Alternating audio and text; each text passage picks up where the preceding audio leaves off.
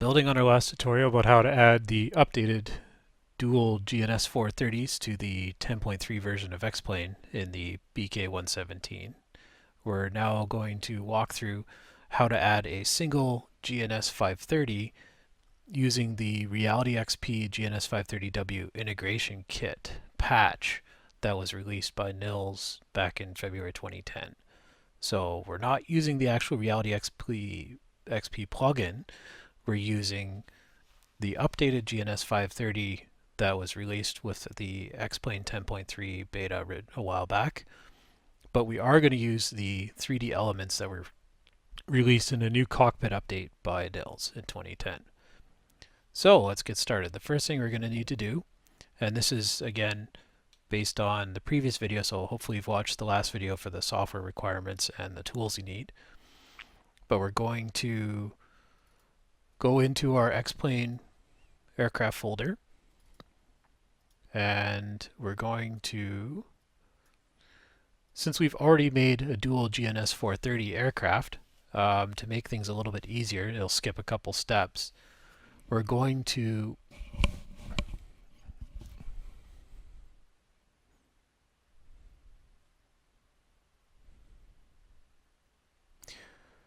since we've already duplicated our aircraft. So in our helicopters folder, we're going to, again, make a backup copy or a duplicate copy of our original aircraft file. So let's copy, paste, and we'll rename this to GNS 530 WAS. So now we've got a working folder for the aircraft we're going to modify, and we can make sure we're in the right path. So the first thing we're going to do is we're going to open up the zip file patch kit from Nils, and there's a new set of new files. We've got a new cockpit object file, a new cockpit texture file, and a night texture file, and then a new cockpit object file with the radar and wire protection kit. Then there's an installation file and then an ini file for the WAS. In this case, we don't need the ini file because we're not using the Reality XP plugin. So we're going to grab all these files, and because we've copied this aircraft, we've already got our backup, and we're going to drag and drop these files into our aircraft folder. And we're going to replace them. So now our aircraft has a new 3D cockpit and a new 3D cockpit for the radar and wire protection kit. So to confirm this, we'll open X-Plane, and we're going to open our GNS530 version. We'll start with the basic cockpit. And once we've got our cockpit loaded, you can see the new 3D element has been added. So we've got the updated physical 3D cockpit for the GNS530, right? Nothing will be really functioning because the textures aren't there yet, but we do have power to everything surrounding it. All the textures and locations are working great. We don't have any erroneous rad alt issues like I mentioned in the last video, and I'm still working on that fix. So we've got the 3D objects in here. We've got the texture file. The next thing we need to do is modify the texture file with the updated graphics. So we've got the updated 3D cockpit in this aircraft, and we can open the same for the radar and wire protection kit, and we'll confirm that as well. See, we've got the 3D cockpit updated. All the buttons are working great. So the only thing we need to do now is configure the new 3D model to utilize the updated GNS530 texture file. So we'll minimize X-Plane. We're going to open Plane Maker, and we're going to open the 530 version. We'll start with the basic cockpit, and we'll go into Systems. We'll update both GPSs to the modern ARINC 424. And we'll go into the 3D cockpit, and you'll see there are radar GPS 1, and GPS 2. So even though the aircraft, the 3D model has been updated, the 2D panel graphics have not been updated. So because we only have one 3D model, one GPS in the cockpit of the 530, we can actually get away with deleting the secondary GPS, and we can also get away with deleting the primary GPS. And we're going to go into nav displays, or sorry, radio, GPS, FMS, and grab the Garmin 530 screen. And we have just enough texture resolution for the Garmin 530 screen at its proper size on this model. So we're going to save this. And again, print screen to capture the location. So let's say it's 500, just for simplicity. Right? And it's on bus 1 because we've added a device now. So we make sure it's on bus 1 and it's pilot GPS. So we'll file, save, and we're going to save this aircraft. And we're going to open the radar and wire protection kit. Standard systems. Upgrade the GPSs. Go into 3D panel. Same thing. We'll delete the pop-outs. Delete the GPSs. And we'll add a Garmin 530 screen on bus 1 at 500, 500. Save that panel. Save this aircraft. And now we need to go back into X-Plane, open the aircraft again, open in the basic panel version of the 530. You'll see there's still no aircraft there, but it's kind of aligned. So we've got the power and the new GNS is in there, but the texture is not lined up properly. You can see the screen is not lined up. So we're going to do an AC3D is our next step. So we got to take a panel preview again. So Control Alt Shift Space, and then we can go into our aircraft folder. And we're in the 530 Cockpit 3D panels. There's our panel preview. And you can see the entire texture map is there now. So let's open AC3D. We will import. Make sure in the right working folder. So 530, basic cockpit. Okay, so we'll select object by group and we'll zoom in. And we're going to choose the surface of the GNS530. And you'll see it's a little bit different than the previous group. They've been separated out. So now we'll go to Tools, Texture Coordinate Editor. And you'll see you've got the annunciator panel, the clock, a couple buttons, but not the entire panel is being used in this situation. So we know that this surface up here is the surface of the panel for the GNS530. So we're going to relocate this to the panel. And we'll center it first and use Control, drag it out. And then we'll recenter so that the surface of the LCD matches the surface of the GPS. And then we'll close this. And we're going to export this object file. And I'm going to do something a little different here because I want to show something parallel. So I've got my BK117 cockpit.object, and we're working on the basic one, but I'm going to call this one new. And double check again. See, I almost did it twice here where I overwrote my folder. So go to Helicopters, 530W, because when you export, AC3D does not know where you're working from. So you need to make sure your export location is the correct one. So we need to go to GNS530, and we're going to call this one new. Okay. And while we're in here, We'll do the same for the other one. So we're going to new tool.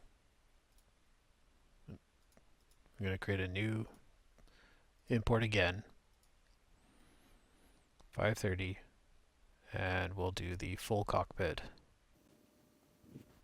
And we'll zoom in, select the surface of the GPS, texture coordinate editor, choose this again, relocate it around the center, zoom it to fit.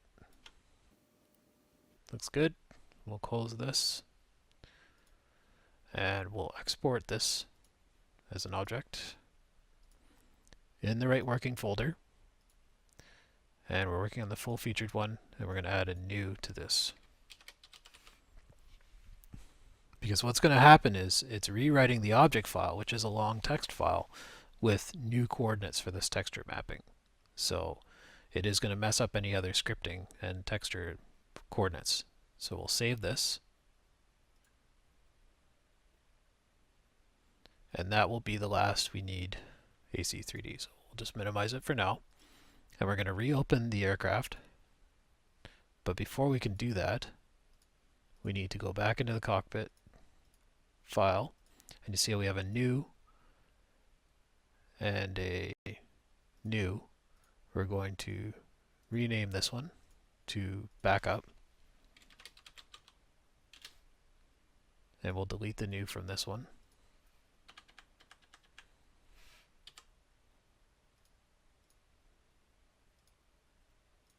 And we'll name this one backup.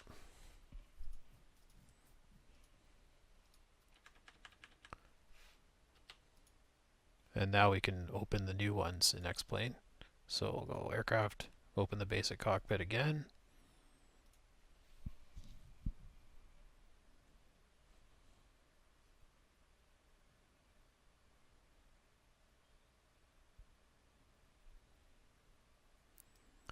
And we have, now you see we're talking about, well, this is the other issue we've got because we've now rescripted the cockpit.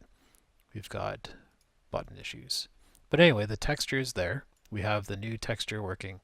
But you'll notice that none of the buttons over here, while they're clickable, they don't do anything. So that's the next step.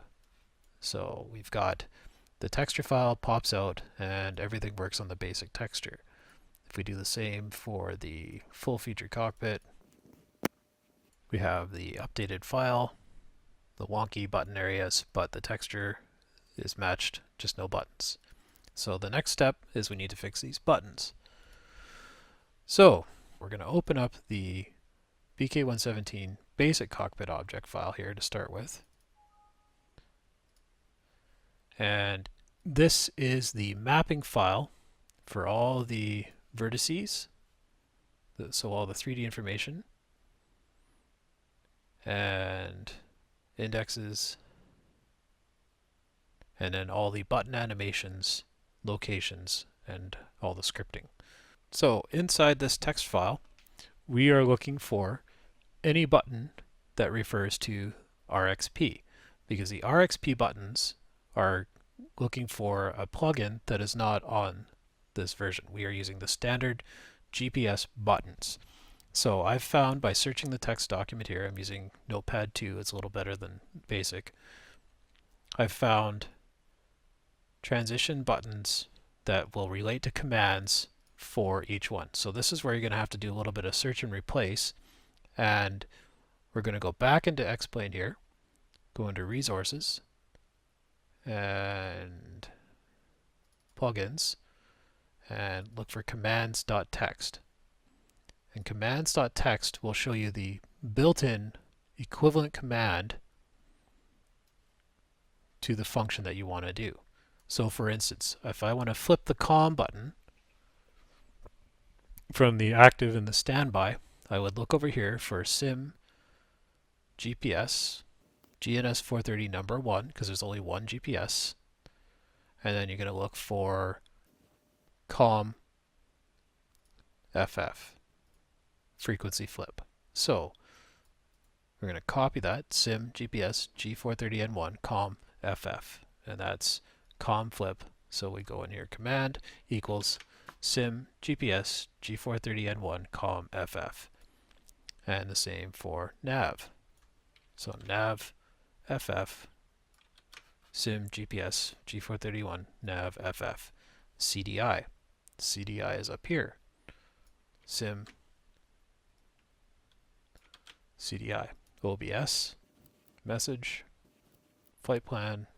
I'm pasting nav proc.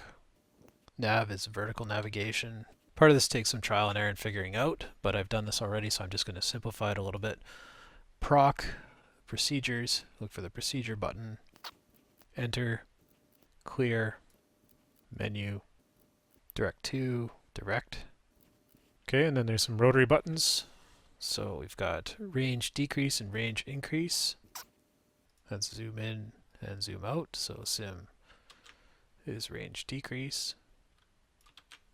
Zoom out is range increase. Then ident, come back to that one. Power doesn't work, so we'll come back to that one. And then you've got manipulation commands for each button here as well. So the same thing again. You've got to go CDI, clear, direct to, enter, flight plan, ident, we'll come back to. So now you're into the rotary encoders, and you've got the left, inner, and outer. So you've got left and right. So those are the comm nav1, course up and down, and fine, course and fine up and down. So course would be the outer, which would be the left outer counterclockwise. So course down, left outer counterclockwise.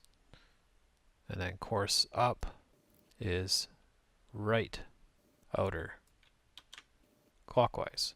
And then fine down would be left inner. And fine up would be left inner counterclockwise. Counterclockwise. Nope, Siri, I got that backwards. So that one's up and that one's down. Rotate to the left, we'll go down. Rotate to the right, up. Okay, and then the push button on the left is navcom toggle. Menu, message, nav, vertical nav. And these are the manipulators, whereas the other ones were the animations. So we're fixing the manipulators now. Nav flip, navcom toggle, OBS, procedure, and then we're on to the right. So now it's the chapters and pages. So we'll do chapters first, which is the outer. Okay, so the chapters and pages. So we've got chapter up is the large button to the right, and then chapter down is the large one to the left. And then pages is the inner to the right, and the inner to the left would be down. Okay, and then the right button is cursor, so push cursor. And then we've got range decrease and increase again, so that's zoom in is range decrease, and then range increases, zoom out. And then comm flip is comm FF, and then comm power will ignore. Power will ignore for a minute. Okay, so, and that should be, we'll search for RXP again through the entire document, and we've got some animations here. So we'll just go through the top from the beginning here. We've got the ident button, which we don't have anything for. We have the power button, ident button, power button, the left. Okay, so we've got left push, which is the navcom toggle. So on this event, it'll animate. And then the right push is the cursor. And we'll ignore the rotation animations for the moment. That's not referenced here. And we'll just make sure we don't have anything else.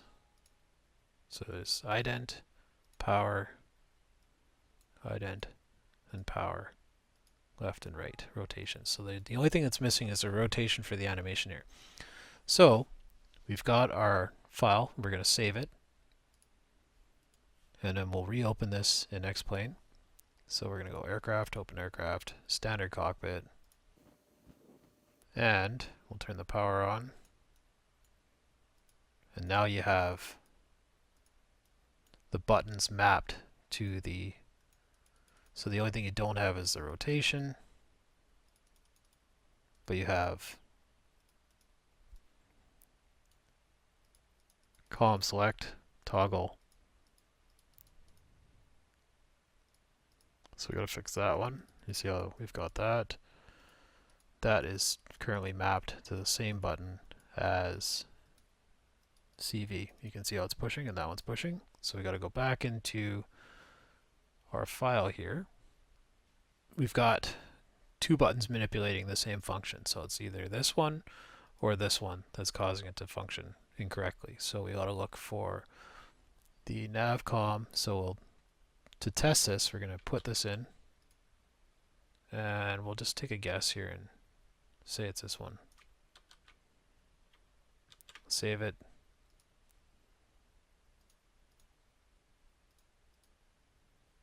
Open the aircraft again.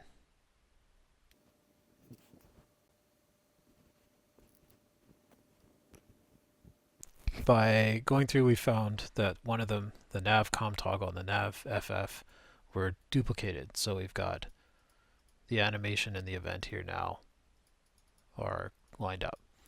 So we've got push ident is the volume and push squelch would be the power. What we can do is the ident can be mapped to listen to VNav, so sim, radios, audio, monitor, nav.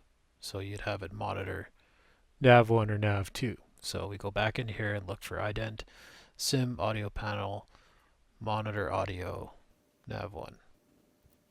We'll save that. And power we're just not going to bother with. We don't want to turn it off anyway. So aircraft, open it again. You'll see your audio panel will change to listen to nav1, but we're not tuned into anything right now, so it's not going to come up. Anyway, so all the buttons are pretty much functioning now. We've got procedures, vertical nav, flight plan, messages, OBS control, CDI control, comm nav flip, range, zoom, direct to menu. Right, so we can go into flight plan, menu, hold down, we should get default navigation. That might be, that's a limitation of the, one limitation I found. So the only thing we've got now is this texture issue, and I'm going to create a third file to kind of explain, or a third video that explains why that's working. So that's how you add the GNS530 and still have pop-out functionality into the BK117.